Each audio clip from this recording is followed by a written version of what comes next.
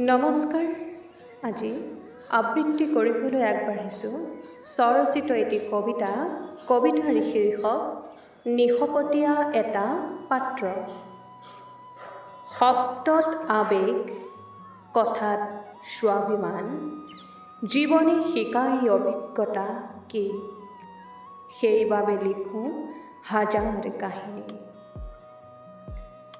মুখাপিন্ধা মানুহৰ অজস্ৰৰেহ ৰূপ, বিকাশ সভ্যতাৰ মাজত গেলি পচি যোৱা এটা আধৰুৱা সপোন দেখিছোঁ মই। হৃদয়ে কান্দিলে মোৰ শব্দবোৰত জঠৰতা লাগে, ক'ব নোৱাৰাকৈ যে দুচকুত চকুপানীয়ে এসাগৰ কবিতা লিখে।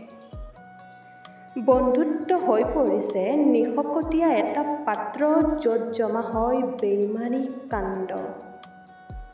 জীৱনৰ অন্তিম ক্ষণত ফুৰাবনে মৰমৰ হাত, থাকিবনে হৃদয়ৰ মানুহ, মাতিবনে এষাৰি অমিয়া মাত, মাতিবনে এষাৰি অমিয়া মাত। বন্ধুত্ব হৈ পৰিছে নিশকতীয়া এটা পাত্ৰ, য'ত জমা হয় বেইমানী কাণ্ড। ধন্যবাদ।